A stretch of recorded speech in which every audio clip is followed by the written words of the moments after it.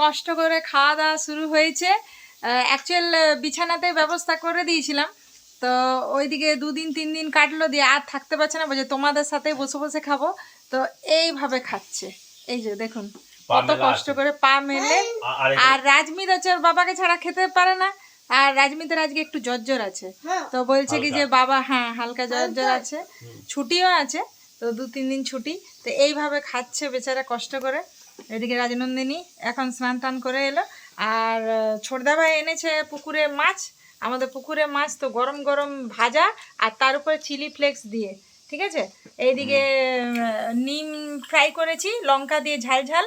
এদিকে শাক, এটাও বাড়ি, আর বড়ি আর বাদাম দিয়ে।